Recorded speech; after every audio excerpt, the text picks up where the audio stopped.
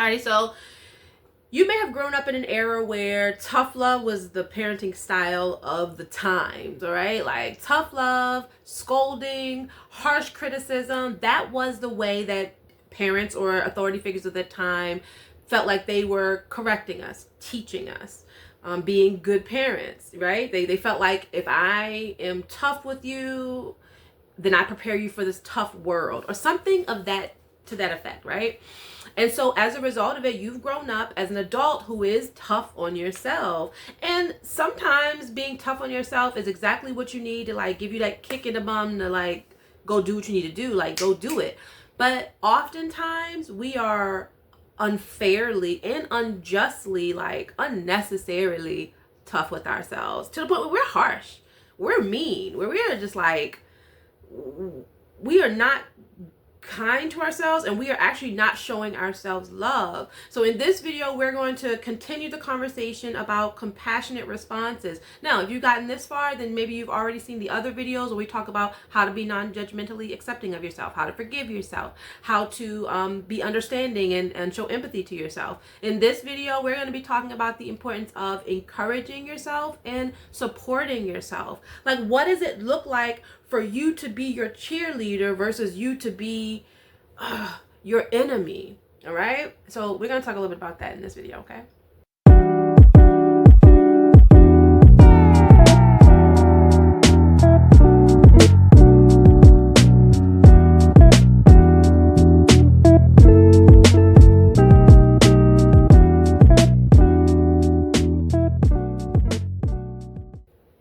How you navigate, like, let me say this, how you talk to yourself. Let's start there. How you talk to yourself, speak to yourself, address yourself, respond to yourself when you feel like you've made a mistake, missed the mark, made a poor choice. Like how you talk to yourself at that point dictates how well you navigate through a situation. Okay. We can either be our worst enemy or our best ally. And it all boils down to how we speak to ourselves when we feel like we've made a mistake, when we feel like we've missed a mark, when we feel like we've made a choice that is considered like poor.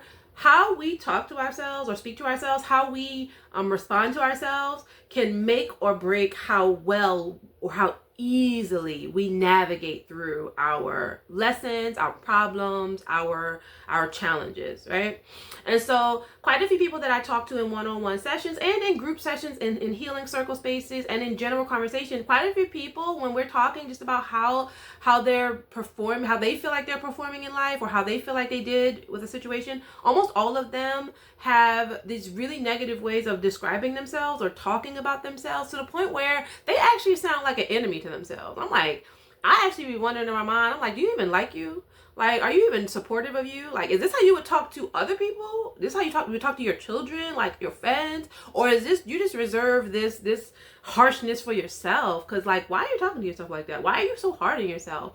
You know, and so in interacting with those kinds of people in their conversations, it's really helped me to see and that we all have to work on reprogramming, relearning how to speak to ourselves in ways that feel more encouraging and supportive.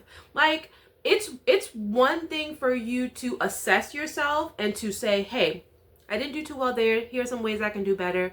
I'm gonna set some goals. I'm gonna strive to improve this. Excellent. That's that. But to say something like, you know, dang, I really messed up. I'm not S, you know, insert the profanity. You know, I you know, I'm just a terrible person. Like, those kinds of words and those kinds of sentiments, they don't belong in a conversation with yourself. That's not helpful to you, and it is not healing. It is not nurturing. It does not fix anything. It actually further breaks down your sense of self, your sense of loving yourself. Like it breaks that down. It destroys versus creating and strengthening and healing and comforting. And so let's talk a little bit about what it looks like to Be your supporter and to encourage yourself even through what you feel are failures or mistakes. Let's talk about that.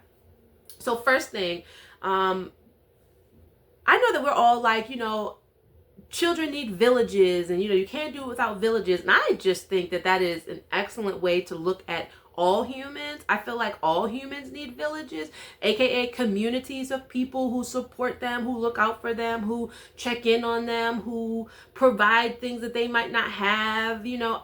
We focus on the children needing it to the point where we neglect to consider how much an adult needs it. And so yes, the role of an adult is to be a village for younger generations. And also, as we are growing up, it is our responsibility to create support systems for ourselves to include ourselves. All right, so let's talk really quickly about the importance of you supporting yourself and saying, hey, I made this mistake. Let's see what I can do to help myself get up out of this. Let's see what resources I can connect to. Let's see what people I can reach out to, right? Let's see how I can speak supportively to myself, encouraging to myself, uplift myself, let myself know that it's going to be okay. I did my best. These are all nurturing conversations that you would have with yourself, right? Encouraging conversations that you would have with yourself. It's okay. You made a mistake. We all make mistakes. Let's not make it again. Let's figure out how we're not going to make it.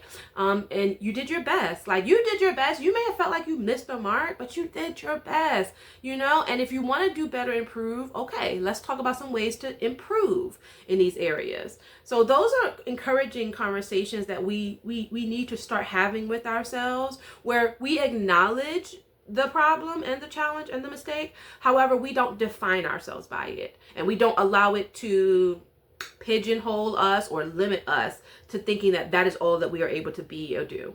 Okay. And so that's something that we need to start doing yesterday, being more encouraging of ourselves. For example, I want you to think cheerleader. When you see a cheerleader out there at a football game, are they only cheering for the football team when they are making goals and all that? No, they are cheering for that team, even if that team is losing. You know what I'm saying? They are for the team and for boosting the morale of the crowd, so that the crowd can cheer the team, so that the team can feel supported enough to change it for the better and win. That's you. You need to be a cheerleader for yourself. And not just when you feel like you're doing well. You need to cheer yourself on when you feel like, I am not performing well. I need to step it up so I can finish strong. You need to cheer yourself at that point. You need to cheer yourself up just to boost your own morale and say, all right, I got this. I'm going to do this. I'm going to do it. I'm going to research this. I'm going to call this person up to see if they can help me. We're going to do this. We're going to turn this around for the better. We're going to come up out of this. That's how you need to start talking to yourself in a way that is encouraging, not discouraging. Don't be your own enemy. Be your best cheerleader, all right? And so that's that. Support systems. If you're your own cheerleader, then you're already your own support system. That's that.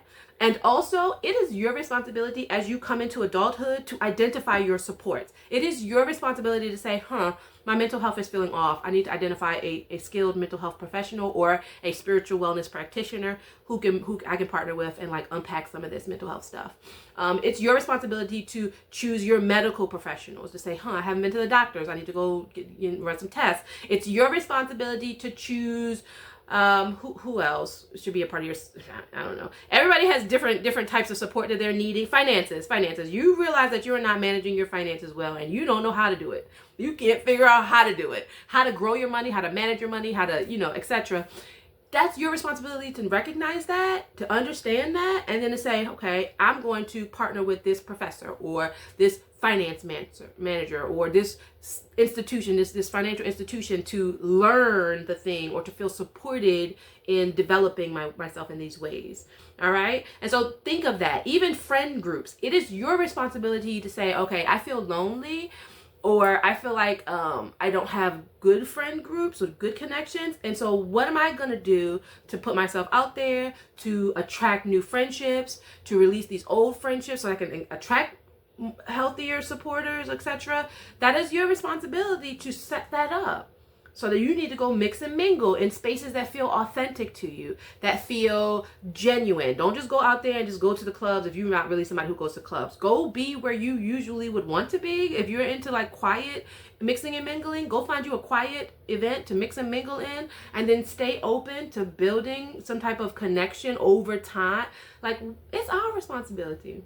You know, if we are lacking something or we are experiencing some type of discomfort in this life, we are both the cause and the cure, which should feel quite liberating, because if you can cure it, then all you need to do is rally you up and get out there, encourage yourself, support yourself.